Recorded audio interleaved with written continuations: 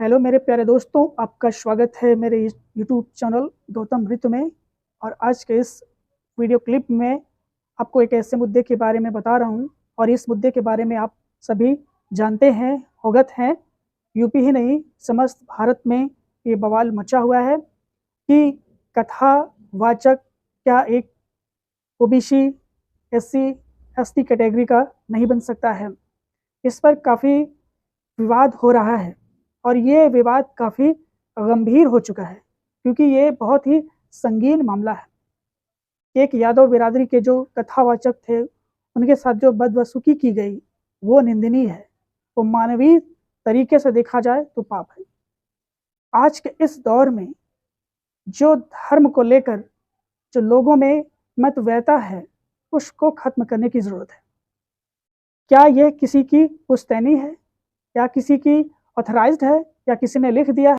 क्या यह किसी का जन्म सिद्ध अधिकार है कि कथावाचक सिर्फ वही बन सकता है? ऐसा नहीं है। कहते हैं कि वेद, पुराण, उपनिषद, जो कहानियां हैं, जो वेद रचे गए हैं, उनमें सिर्फ अधिकार सिर्फ ब्राह्मण वर्ग का है। ये कैसी विडंबना है। और मेरे तो ये समझ में आज तक नहीं आया है, और ना ही आएगा, कि आखिर इन वेद, पुराणों, उपनिषदों, महाभारत, रामायण के ग्रंथों में रखा क्या है। आखिर इससे समाज को आज तक क्या भला हुआ, क्या इसका फायदा हुआ? क्या तुम्हारे वेद, पुराण, उपनिषद गरीबी, बेरोजगारी मिटा सकी? क्या जातिवाद खत्म कर सकी? क्या समरसता का एक भाव जागृत कर सकी? तो ऐसे उपनिषद, वेद का क्या फायदा? कहते हैं ये वेद ईश्वर द्वारा रचित गए हैं। बिल्कुल नहीं, ये इंसानों द्वारा अपनी सोच और अपनी कल्पना के आधार पर इसे रचा गया है, इसे लिखा गया है। क्योंकि जब व्यक्ति शिक्षित हुआ, उसने लिखना सीखा, अपनी कोरी कल्पनाओं से उसने इस वेदों को, ग्रंथों को रचना शुरू किया।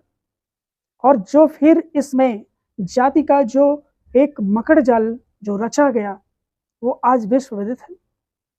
कि आज भी उन वेद, पुराणों की सर्वोच्चता पर जो ब्राह्मण दावेदारी कर रहे हैं, वो आज कितना, आज के सभ्य समाज में क्या इसकी जरूरत है? बिल्कुल जरूरत नहीं है। क्योंकि वो कहते नहीं, ये धर्म के अनुसार ऐसे चलेगा, धर्म वैसे चलेगा। तुम धर्म को समझ ही नहीं पाए। तुमने सिर्फ वेद पुराण में जो लिख दिया है, तुम उसी पर अडिग हो, आंख मूंद कर उसी को फॉलो कर रहे हो, और तुम्हें उसमें सच्चाई नजर नहीं आ रही है। क्योंकि उसमें जो बातें लिखी गई हैं, क्या उसकी प्रमाणिकता है? उसमें क्या कितनी सच्चाई है? क्या उसमें शक्तियां हैं? क्या दिव्य शक्तियां हैं? जो अनुष्ठान की बात करते हैं, उसमें वेद पुराण की जो बात कर रही है कि उसमें ये चीजें हैं, वो चीजें कर, इस चीजों से आज तक समाज का क्या भला हुआ? इसमें किसका कितना फायदा हुआ? ये सोचने की बात है। जैसा कि चाहते हैं कि नहीं, जो है ब्राह्मणों का जो है वेद पुराण सिर्फ पूजा पाठ अनुष्ठान सिर्फ कराना उन्हीं का ही, मतलब वंशानुगत है, उन्हीं का अधिकार है, और किसी अन्य जाति का, अन्य समुदाय का नहीं है। तो आज के समय में बिल्कुल ऐसा नहीं है। ये पहले हुआ करता था, आज नहीं है।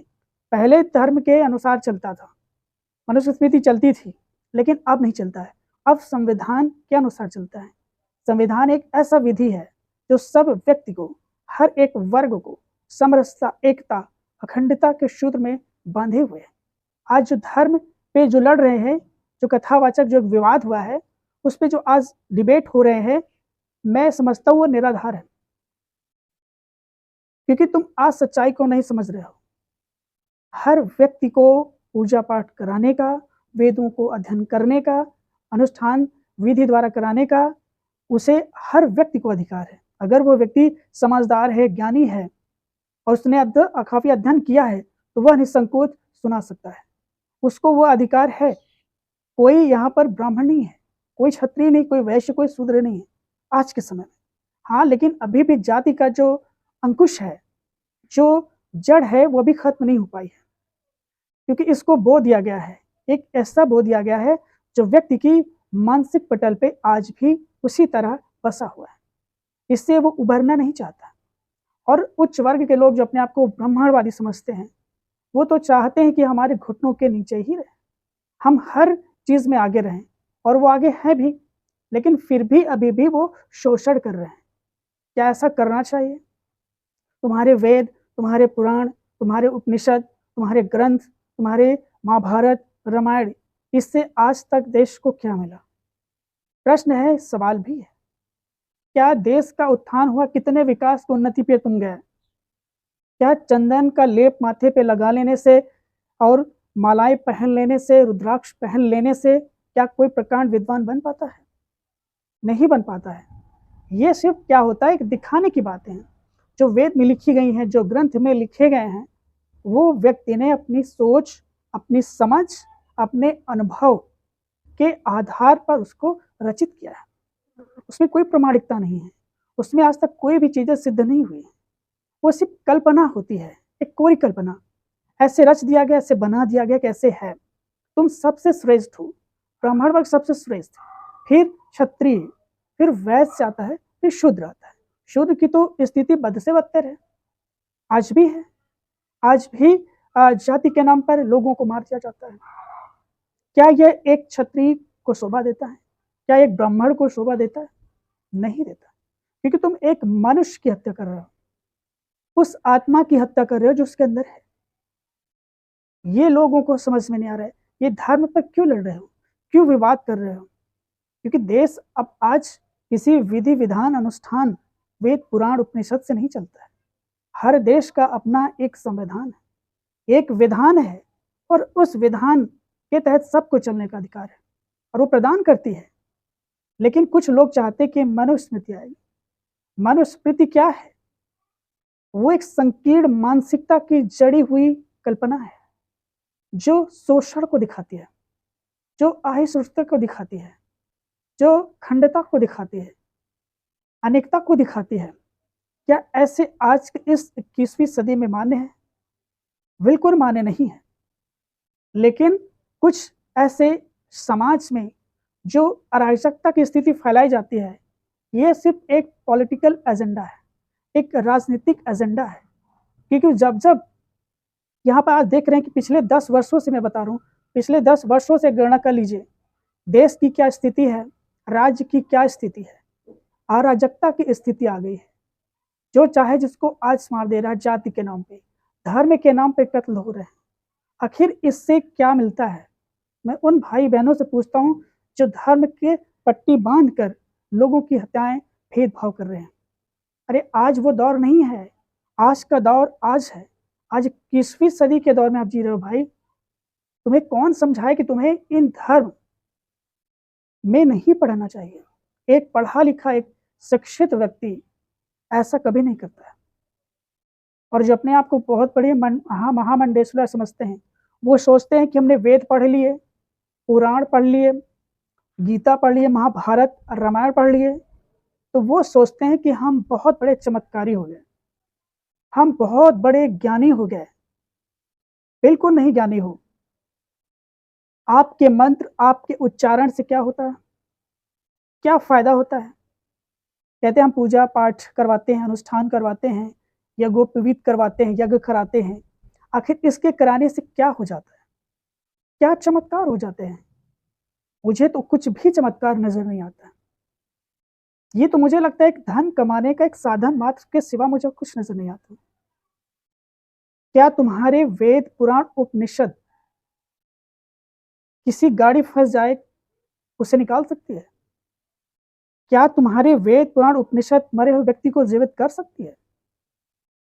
क्या तुम्हारे वेद पुराण उपनिषद जाति मिटा सकती है? नहीं मिटा सकती है, क्योंकि उसमें कोई भी सच्चाई नहीं है। मैंने कहा ना, एक कल्पना है, एक अनुमान है, एक अनुभव के आधार पर लिखा गया है।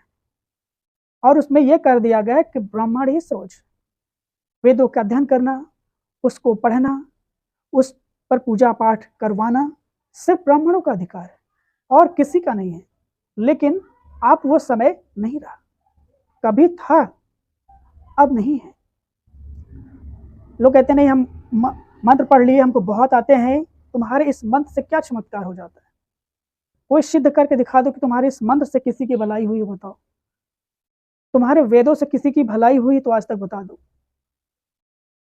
ये जितने भी बड़े हैं, ये एक तरह का एक सिस्टम है, और सिस्टम जानते हैं कि हमेशा किसी ना किसी का वो एक्सप्लॉयटेशन, शोषण करता है। और होता आ रहा है और हो रहा है। मैंने देखा कि कुछ हैं ऐसे कहते नहीं, ब्राह्मण थे, ब्राह्मण है, ब्राह्मण रहेंगे। तो ब्राह्मण का मतलब क्या होता है? ब्राह्मण का मतलब होता है ज्ञानी, आत्मज्ञान। वो ज्ञान से बहुत दूर हैं, वो वेद पुराण के बहुत नजदीक है। बस ये फर्क है। वो सोचते हैं कि हम देखें तो तीनों काल के ज्ञाता हो गए, हमें सब कुछ आता है, लेकिन वास्तविकता यह है कि अभी भी तुम घोर अंधकार में जी रहे हो और ऐसे ही तुम्हारा जीवन नष्ट हो जाए, कुछ भी हासिल नहीं होगा। जो आज विवाद बना हुआ है ना कि कर सकते हैं, अन्य जाति कर सकती है कि नहीं कर सकती है, लेकिन आज देखिए संविधान के बदौलत आज हमारा देश कितने ज्यादा तरक्की कर गया। एक महामंडलेश्वर ने कहा ना कि मनुस्मृति जो है सिर्फ भारत ही नहीं पूरे ब्रह्मांड में है। उनको कौन समझाए कि तुम कितने अंधकार के गर्त खाई में पड़े हुए हो, तुम्हें अंधकार के सिवा तुम्हें कुछ नहीं दिखाता, क्योंकि तुम अंधकार में हो तो तुम सोचते हो कि पूरा ब्रह्मांड अंधकार में है। बताइए किस देश में मनुस्मृति चल रही है? इंडिया में चल रही है? नहीं। तो सोचो ब्रह्मांड में कैसे चलेगा, पूरी दुनिया में कैसे चलेगा? इससे यह दिखाता कि आज भी तुम संकीर्ण मानसिकता के शिकार हो, जो तुम ये चाहते हो कि हम सर्वोच्च पद पे रहें, और इसी तरह जो हमारे नीचे हैं, जो वैश्य है, शूद्र है, यहाँ तक कि जो ठाकुर है, वो भी हमारे नीचे रहे और हम बढ़िया से उसका आस्वादन करते रहें। ज्ञान का आस्वादन नहीं हो सकता तुम्हारा। सन्यासी कौन होता है? सन्यासी सबसे परे होता है। वो किसी समुदाय, किसी विशेष व्यक्ति से उससे कोई लेना देना नहीं होता। वो आपको दिखाई नहीं देंगे वो, लेकिन कुछ ऐसे प्रोपेगेंडा वाले सन्यासी हैं जो यूट्यूब में लोगों में अंधविश्वास, सबसे बड़ी हमारे यहाँ देश में ये है कि सरकार को पाबंदी लगानी चाहिए अंधविश्वास को रोकने के लिए, लेकिन ये ऐसी सरकार है कि अंधविश्वास फैला रही है, लोगों को मानसिक गुलाम फिर बना रही है, धर्म पे लड़ा दे रही है, एक दूसरे पे लड़ा दे रही है।